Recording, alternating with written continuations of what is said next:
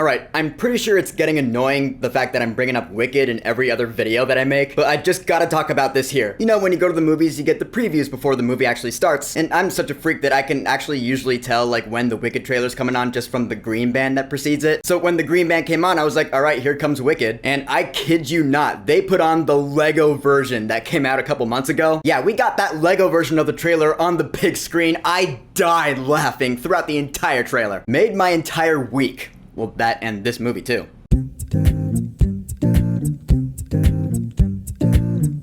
Piece by Piece. So Piece by Piece is a biopic about Pharrell Williams. You've at least heard of him, right? He is other. Music producer, editor, songwriter, singer, rapper, artist, who's still making hits today. This is his life story so far, but him being him, he wanted to do this a little differently. So this entire movie is told through Lego style animation. Yep, it's a Lego movie that is a Pharrell Williams biopic. You know what'd be cool is if we told my story with Lego pieces.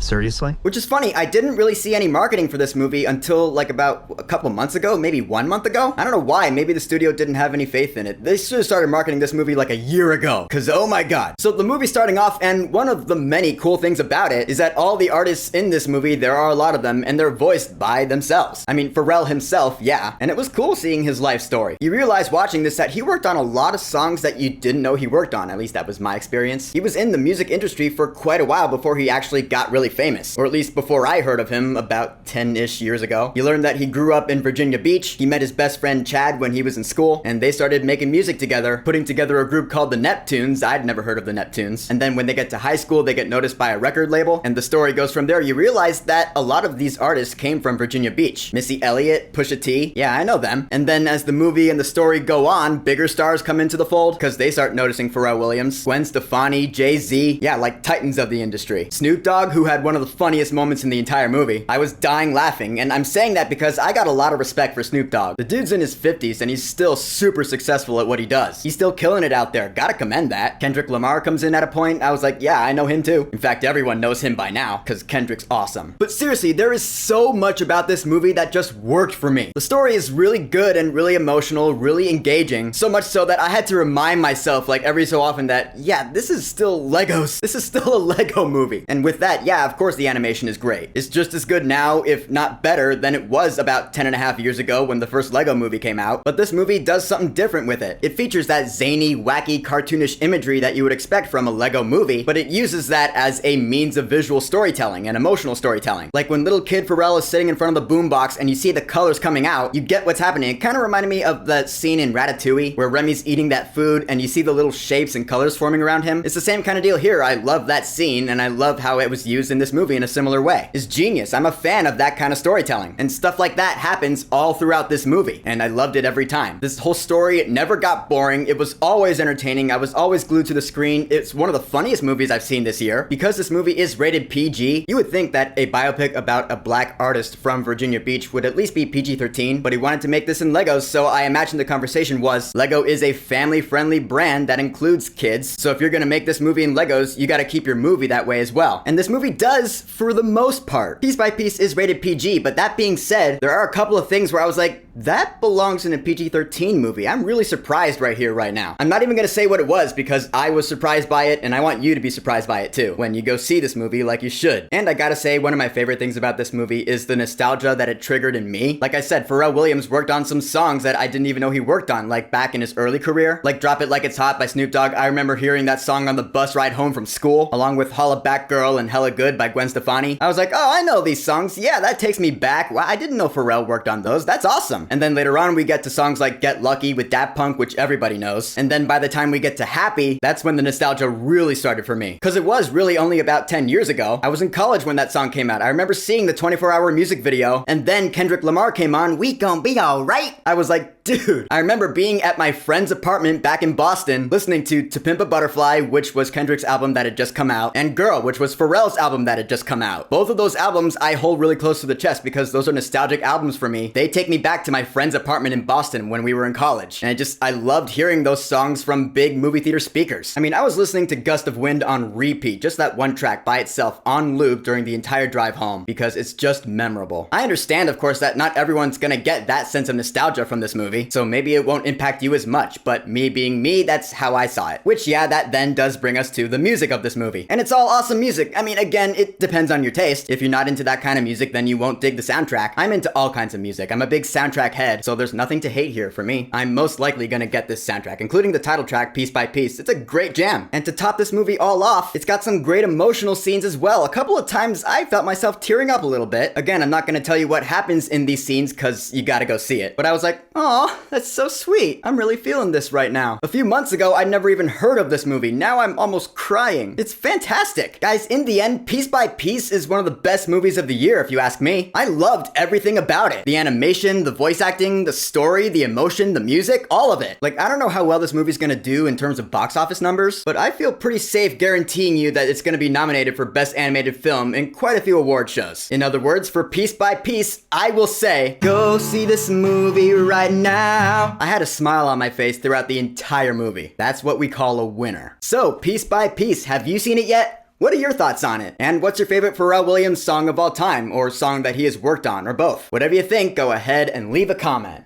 And of course, thank you for subscribing. Peace!